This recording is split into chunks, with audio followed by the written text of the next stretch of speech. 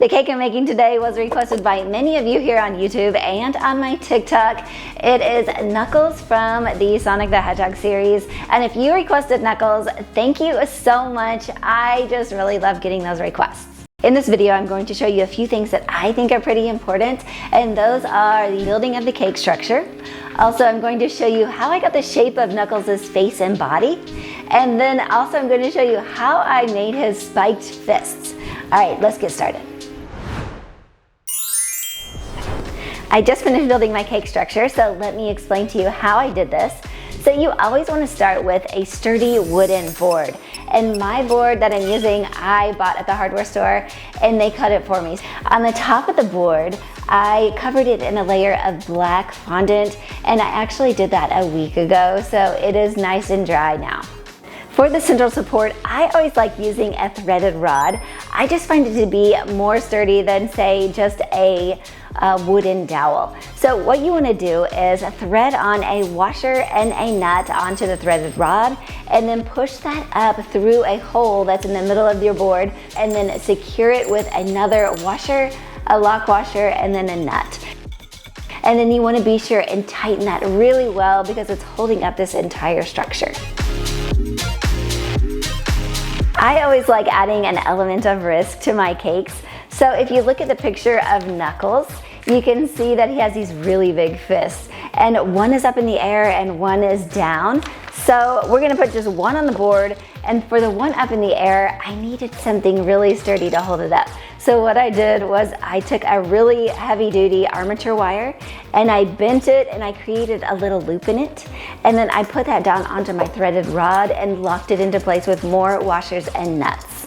And I was really worried about this part, but after doing this, I think that this is pretty sturdy and I think I'm good to go on that. The quills are another risky part of this cake, and it always scares me to do the quills. So what I've done for this is I have cut out some thin pieces of armature wire, and I stuck this armature wire into the side of a piece of foam core, and then I hot glued that into place. And once I have done that, I can put this piece of foam core onto my threaded rod along with a piece of wood to hold the cake up, and then my cake board. And then you'll want to secure all of this into place with another washer and nut. I am hoping this works out perfectly, but if there are any changes or something I might do differently, I will of course let you guys know along the way. All right, let's keep going.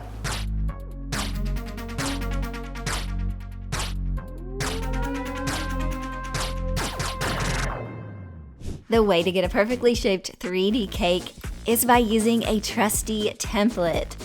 It's pretty easy to find something on the internet that you can print out the same size as the cake.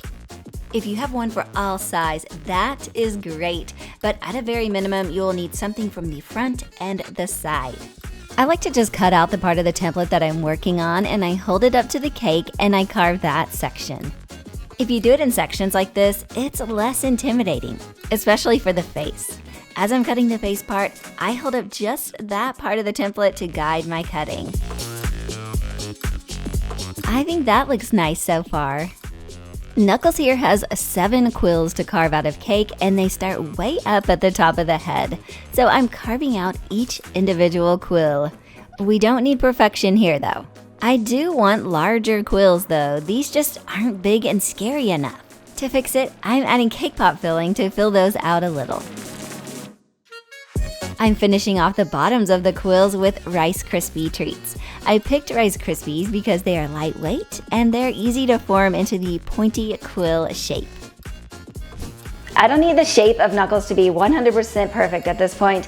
What I really want is just a basic shape of him, and what I can tell you right now is that the quills are wanting to fall off. So what I'm going to do is strengthen it with a layer of white chocolate ganache, and then I'm going to try to perfect the shape with a layer of red modeling chocolate.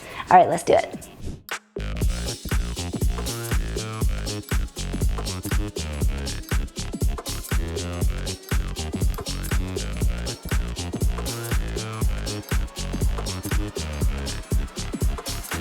My cake shaping looks to have been a success, so let's move on to Knuckles' gloves.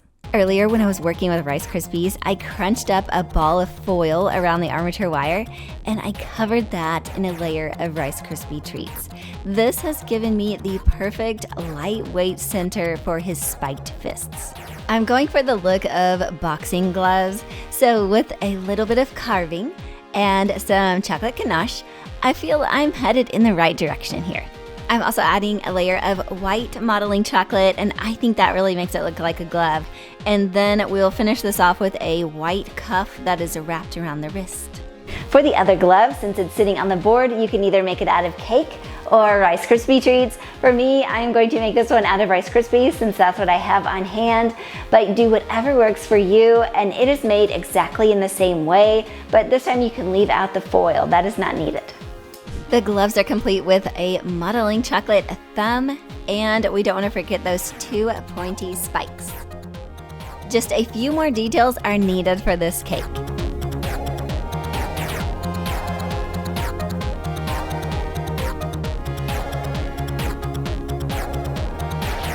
This powerful and fierce character is complete. I think he turned out so cute, even though he is supposed to be scary and intimidating. Can a cake be photogenic? Because Knuckles here, he is looking good from all angles. I hate to cut into something so cute, but we need to cut into this cake. Thank you all for watching today, and let me know if you all have any ideas for me for the future. All right, I'll see you guys again very soon. Bye, everybody.